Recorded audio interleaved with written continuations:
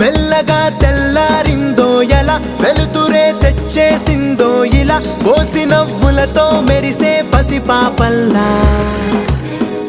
చేదతో బావులలో గలగల చెరువులో బాతుల ఈతల కళ చేదుగా ఉన్న వేపను నమిలే వేళ